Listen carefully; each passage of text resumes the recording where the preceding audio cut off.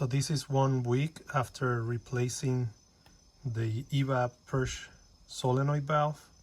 I'm happy to report that I have no codes. I haven't seen the check engine line coming on for the past week.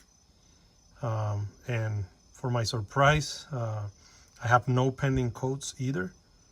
So definitely that was a fix by replacing the gas tank canister evap solenoid valve. You can see my other videos that I put on about the issues that I had.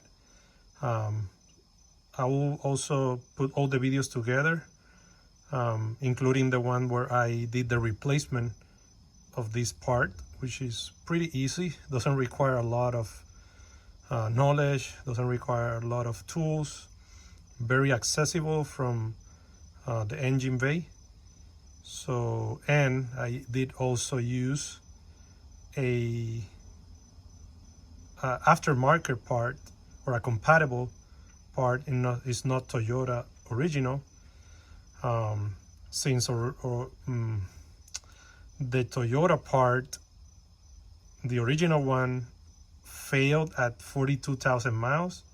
I took the risk of replacing with an aftermarket one. I don't think there will be a lot of difference, I hope.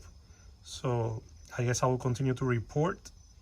As I mentioned in the previous videos, the parts look exactly the same. The Toyota one is made in Mexico. The one that I purchased is made in China, if I remember correctly. And they are both the same physically and all the connections. And the best part is that I haven't had any more check engine codes. The car is driving, this Toyota Sienna 2020 is driving perfectly fine with no issues. So I'm about to also go and put gas, fill up the tank, which is the action that made this Sienna fail to start in 2 different occasions. And the last time, after replacing the valve, the Sienna started without any issues. So I'm about to do that test and report back in a separate video. Thank you so much for watching. Please like and subscribe for more.